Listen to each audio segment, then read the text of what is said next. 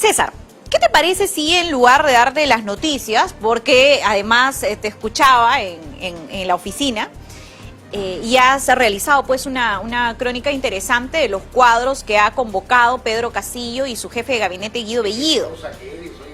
Cuadros, no te pases. Por pues. favor, qué cuadros. Guachafa. Ya, guachafa. Sí. Estás derrapando, como dice Isabelón, derrapando. Bueno, pero me parece que debemos comentar las nuevas convocatorias de Guido Bellido. Hablemos de Farid Matuk, ¿no? Acabamos de revisar la información. Ese sí es guachafo, ¿eh? ¿No? Guachafísimo, con su corbatita Michi, que habla soncera y media. Y he recordado algo que la gente no debe olvidar, que este sujeto asumió la responsabilidad de haber recomendado al lagarto, al taimado, al miserable basura de Martín Vizcarra Cornejo, de que se separen a hombres y mujeres para hacer las compras. Una especie de pico y género, ¿no? Sí, así una especie, es. Pico y género. Sí, pero no, pico y género. Y además participaba en toda la asesoría y puso una caja de chelas para señalar que la cifra de fallecidos iba a descender y nosotros afrontamos una segunda ola terrible. Es un tronado, es una persona que necesita un tratamiento para mí psiquiátrico. No, entonces... De verdad que sí, es una persona que no tiene equilibrios emocionales y lo nombran ahora en el gobierno. Asesor en Produce, ¿no? En Produce, exacto. Y hay una relación ahí, digamos, partidaria con el ex congresista del Frente Amplio, ¿no? Y entendemos entonces por qué llega Farid Matuk justamente al cargo de asesor. Efectivamente nos ha llamado la atención la designación de al menos 4 personas cuestionadas en el Ministerio de Transportes y Comunicaciones, y ayer Nidia Vilches, que conoce además el caso de los dinámicos del centro, que conoce lo que ocurre en la región Junín, hacía hincapié en un detalle muy importante. Los señores cercanos a Vladimir Cerrón y también a Pedro Castillo tienen mucha experiencia en el área de transportes y comunicaciones, ¿no? Recordemos que el área de transportes del gobierno regional de Junín, pues fue el área donde se desarrollaron las acciones de la presunta organización criminal Los Dinámicos del Centro. Entonces los cuadros más cuestionados están justamente en esta cartera, desde el ministro hasta las designaciones en la dirección, ¿no? En Provías, que finalmente recularon por la presión, por supuesto, de los periodistas que hemos puesto el ojo, el dedo en la llaga, y finalmente reculan y dan por culminada pues la resolución que designaba a esta señorita Natalia, o Natalie me parece, en el área, ¿no? En Provías. Y recordemos pues que Provías en algún momento fue una especie de club, así como el Club de la Construcción. Además recordaba Nidia, César, si lograste escuchar esa parte de la entrevista, ella señalaba que el mayor presupuesto o los presupuestos más jugosos en el aparato estatal justamente está en esta cartera ministerial. Así que muy importante poner el ojo en las movidas en el Ministerio de Transportes y Comunicaciones. Ahora, me ha sorprendido también el comunicado de presidencia del Consejo de Ministros muy rápido, luego de las declaraciones del almirante Jorge Montoya. Los primeros 3 puntos señalan que ellos no van a retroceder, ¿no? Se van a mantener firmes en las designaciones que se han realizado en el gabinete ministerial. Efectivamente se han quedado cortos, hablan de 4 ministros o 5 ministros cuestionados, pero creo yo que la lista puede ser más larga, ¿no? En la PCM, en el gabinete ministerial. Pero me llamó la atención también el último punto, ¿no? Que hiciste hincapié, César. La PCM exige que se respete la legítima aspiración del pueblo a pronunciarse sobre una nueva constitución. Ellos no solamente lo ponen en agenda pública, lo hacen a través de la presidencia del Consejo de Ministros, como si esta fuera, digamos, la agencia de responsabilidad social, relaciones públicas o de diálogo con la ciudadanía. Y quiero recordar el caso Vizcarra y el referéndum. Vizcarra, en un primer momento, lo que promovía a través de todo el aparato del Estado, de todos los ministerios, del área de prensa, los videos institucionales que salían en los medios de comunicación, en las redes sociales, te decían, vota por el sí, sí, sí, sí. Y cuando en el Congreso de la República se pretendió corregir justamente que se evite la reelección, que era lo que planteaba en la reforma Martín Vizcarra, yo recuerdo al constitucionalista fallecido ya, Bernales, decir que pues era en una pésima reforma lo que estaba generando, promoviendo Martín Vizcarra. Entonces, cuando el Congreso señala que podría ser un mejor escenario tener un Senado y que congresistas con mayor experiencia, políticos con mayor experiencia, se reelijan o que otras personalidades integren el Senado por elección popular, claro está, Vizcarra dice no. Entonces yo no quiero eso, no quiero que se reelija, pésimo, se nos ha quitado la posibilidad, ese derecho a nosotros premiar o castigar a un político a través de la reelección, y empieza a promover la campaña por el sí, sí, sí, no.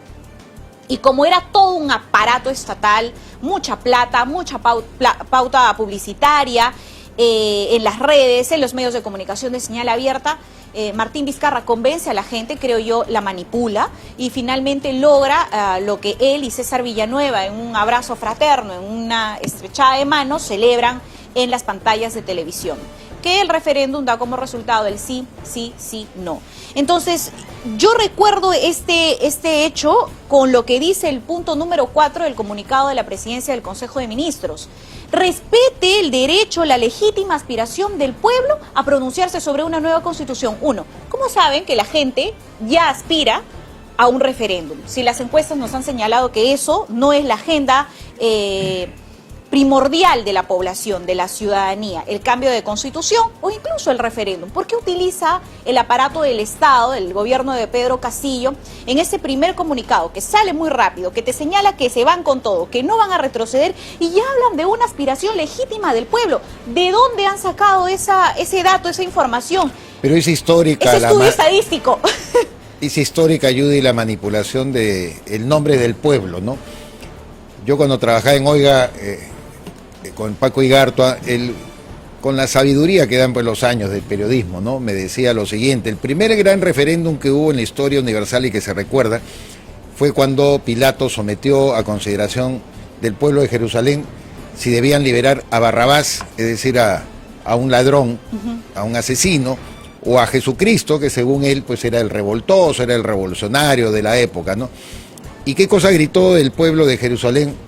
Que liberen a Barrabás, ¿no? Por supuesto, el primer gran referéndum, porque cuando se habla de plebiscitos o referéndum o democracia plebiscitaria, se apela justamente al bajo nivel de ciudadanía que tienen los pueblos. Yo no soy político como para pasarle la mano a ese colectivo, a esa cosa etérea que le llaman pueblo, ciudadanía, ¿no? No somos ciudadanos, pues, porque el pata común y corriente, la mujer común y corriente, usted que me escucha, amiga, amigo, oyente, probablemente quiere ilustrarse acerca de cosas aparentemente más sofisticadas de lo que es la política, cuando escuchan a Judy, que hablamos de derecho, hablamos de normas, hablamos de reglas. Judy, el 90% de la población le interesa un pepino lo que tú dices y lo que yo digo. Seamos realistas en eso. De acuerdo. Nuestros oyentes que pretenden profundizar en un tema, ¿no es cierto? Sí, de repente se detienen en una, oye, ha dicho esto de Judy hecho, Rodríguez. Es político, ¿no es cierto? ¿no? Claro. César Campos dijo esto, no es necesario que esté de acuerdo conmigo, usted puede discrepar de Philly Butters, de lo que sea. Lo más importante es que usted vea su propia realidad, sienta, ¿no es cierto?, en la canasta popular su bienestar y que proyecte su propia vida, la vida de sus hijos. Por eso es que usted quiere que sus hijos sean ilustrados. Yo también, gracias a Dios, mis hijos son ilustrados, tienen más de 30 años, ya uno casado y todo. Soy un hombre de 63 años, me alegro de haber formado, por lo menos en mi hogar, sin que mis hijos estén pensando igual que yo, tengan mis propias ideas, ni nada por el estilo, pero son personas ilustradas. Me alegro de eso. Y el problema está en eso, apelar al pueblo, como hizo el lagarto miserable. Tú dijiste, manipula al pueblo. No manipula, Judy, perdóname. Yo creo que cuando tú le dices al pueblo ahorita, le dices, cerremos el Congreso, 90% lo cierra, no le importa el equilibrio de poderes, esas onceras que nosotros hablamos, no, es que Montesquieu dijo, ¿no es cierto?, cuando creó la tesis de la separación de poderes para vencer a los imperios, ¿no?, para superar el mandato de un rey supremo, hijo de Dios, creó esto que se llama separación de poder judicial. Para el contrapeso, ¿no? Exacto, para los contrapesos. Sí, César, lo que pasa es que me parece que si el Congreso de la República tenía una posición en ese momento sobre el referéndum y la reforma de justicia, no gastaba pues en pautas publicitarias como gastaba el Ejecutivo. Yo recuerdo que los medios de comunicación criticaban mucho al Congreso de la República, impresentables por aquí. Todos los guaripoleros, como dijo pues bien Beto Ortiz, ¿no?, que hasta ahora existen. La yo portada me del espanto. semanario Hildebrand en sus 13 decía por limpieza, por higiene, disuelve el Congreso. Entonces, de repente no es manipulación, pero si tienes todo un aparato con mucha pauta publicitaria, con mucho presupuesto, orquestando un mensaje, entonces se posiciona y la gente realmente lo cree. Y lo quiere. ¿No? Y lo quiere. Entonces, yo creo que aquí en este comunicado claramente el gobierno de Pedro Castillo, de Guido Bellido y de Vladimir Cerrón nos están diciendo, ¿saben qué? Vamos a utilizar todas las herramientas, y con herramientas me refiero a plata, las pautas publicitarias no solamente aquí en nuestra capital, sino en el interior del país, partidas presupuestales como lo hizo Martín Vizcarra para luego tomarse la fotito con gobernadores y alcaldes, porque no tenía bancada, y va a utilizar todo el aparato del Estado para finalmente lograr su objetivo, convencer a la gente de un referéndum o disolver el Congreso, en todo caso, como nos mencionaban ayer las políticas que nos acompañaron en Combaters. Entonces, a mí sí me llama la atención el punto número 4, porque lo anterior ya lo esperaba, no van a retroceder, no va a renunciar. Guido Bellido, él ha señalado que no tiene por qué renunciar. Bueno, hemos escuchado también a César contarnos sobre la convocatoria de Roger Nájar como asesor. Yo creo que lo confirma además con esta declaración, porque él dice, bueno, yo no voy a descartar nada, voy a recomendar en temas políticos, ¿no es cierto? Hemos visto a Josué Gutiérrez, abogado de Vladimir Cerrón, un privado que no tenía, digamos, nada que hacer en la sede de la PCM o en la sede del Ejecutivo, que es Palacio de Gobierno, en representación de quién fue. Yo no sé si Pedro Franque está de acuerdo con representantes de algún otro partidario de Perú Libre, porque supuestamente una condición de Pedro Franque, recordemos, César, era que Vladimir Cerrón no participe. Obviamente que no puede participar en PCM, van los asesores, los ministros y el jefe de gabinete, y el presidente si también lo solicita. ¿Sí? ¿Quién más? ¿No es cierto? Y bueno, tenemos por supuesto al nuevo jefe de asesores también cuestionado, el señor Salatiel Marrufo. En algún momento fue objeto de investigación del actual ministro del Interior, Juan Carrasco Millones.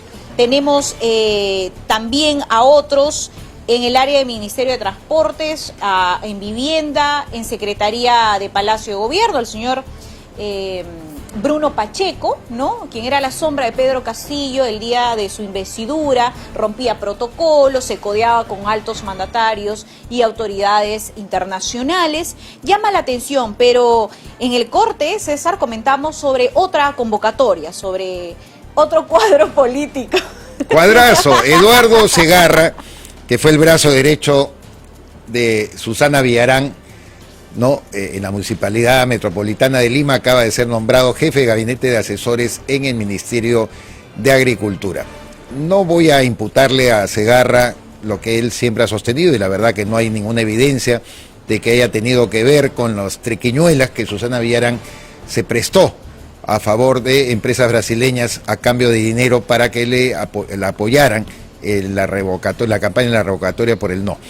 Eduardo Segarra no está comprometido en eso, por su asociación con la señora Villarán, es solamente una referencia de su izquierdismo, pero lo interesante fue que Segarra compareció ante Canal N a pitear, a protestar, a zapatear de la posibilidad que Alonso Segura, que fue ministro de Economía y Finanzas del gobierno de Humala, el último ministro que sucedió a Miguel Castilla, fuera nombrado ministro de Economía porque se voceó. Porque se reunió con... Además, vamos a decir, la colega Rosa María Palacios, con la vehemencia que lo caracteriza en su programa, señaló 100%, así decía, 100% de buena fuente les garantizo de que Alonso Segura va a ser nombrado ministro de Economía. Para generar calma en los mercados. Patinó, mi querida Rosa María, patinó, pero así como las buenas, ¿no es cierto? Alonso Segura fue descartado, pero precisamente por la presión de Eduardo Segarra. Yo lo recuerdo haber comparecido ante el programa de mi querido amigo Mario Ghibellini y mi querida amiga Verónica Linares en Canal N, señalando que sería un tremendo error de Pedro Castillo nombrar a Alonso Segura. Porque Alonso Segura significaría entonces que era la señal de la humanización, algo que ellos, tú has visto cómo Bermejo, ¿no? El tema. Dicen no hay que humanizar a Castillo, Castillo no puede irse al centro, no puede... La hoja de ruta. Exacto. Bueno, el mismo Castillo ha dicho que nunca va a firmar una hoja Entonces de ruta. Segarra ha ganado su premio a lograr subjetivo de que el señor Alonso Segura, que terminó diciendo, no, yo no he recibido ninguna oferta, que por aquí, por allá, yo creo que sí la recibió.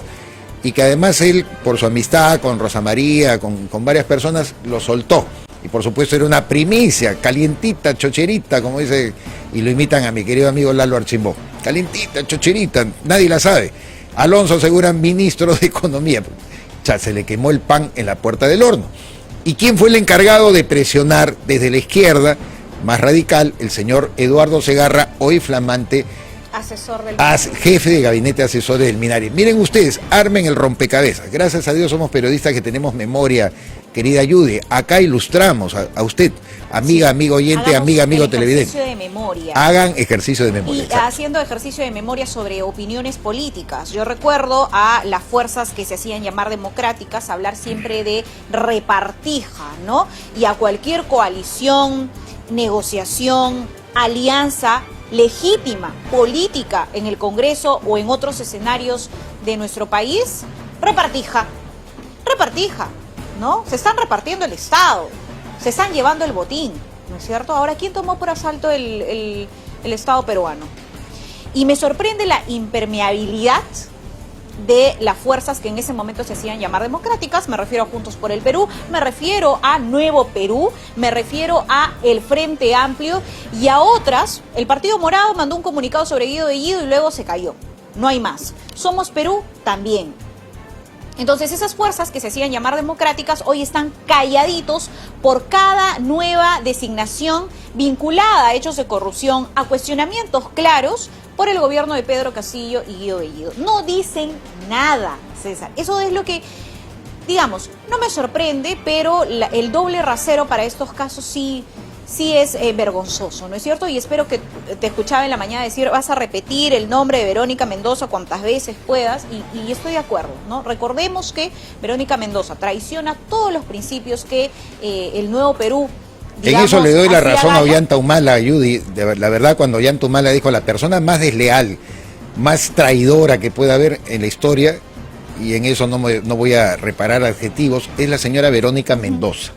Porque ella traicionó también Humala, traicionó a Nadine Heredia, aparece como la escritora de las agendas, lo ha negado en todos los idiomas, aunque efectivamente era su letra, ¿no es cierto? Y que había un aspecto punible ahí, quizás no, pero que estaba ahí y lo ha negado siempre, y por eso Humala tenía razón. Ollanta Humala dijo con toda severidad, si conozco a alguna traidora y miserable, se llama Verónica Mendoza.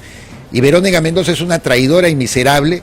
Qué obsesión con Cerrón, nunca voy a olvidar sus palabras, qué obsesión, el que va a gobernar es el presidente Pedro Castillo. Ahí está Cerrón, sí. Ahí está poniendo a Guido Bellido, además machista, homofóbico, misógino y todo, y ella, la protectora de las mujeres, la que iba a defenderla, solamente ha puesto ahí a su sirvienta, Anaí Durán, que fue la jefa de plan de gobierno, ¿no es cierto?, al frente del MIDES. Y otra señora, pues, por supuesto, taimada, como la señora Anaí Durán, con cara de palo, formando parte de este gabinete. Así están las cosas, esa es la pura y absoluta verdad. La cuota de poder, ¿no? La cuota de poder. Yo creo que si hay un adjetivo para lo que está ocurriendo en nuestro país, es justamente el que tanto ellos han utilizado y han señalado con el dedo: repartija. Así de claro. Arranca tu día con el magazine más dinámico del Perú. Noticias, entrevistas, efemérides, política, espectáculos y todos los deportes. Las eliminatorias al Mundial, la Liga 1 y la Champions. De lunes a sábado de 6 a 10 de la mañana por Willax Televisión y por TVO Radio 91.9 FM, la radio con fe. Los astros te serán propicios en TVO. Por Facebook, Twitter y YouTube. Suscríbete y activa las notificaciones. A veces es difícil elegir qué mascota tener. Gato. Perro. Gato. Pero para elegir tu lote... Facilote. Obvio. Porque comprar tu lote es facilote. Elige cómo. Ingresa a terreno.pe o llámanos al 616-9009. Centenario.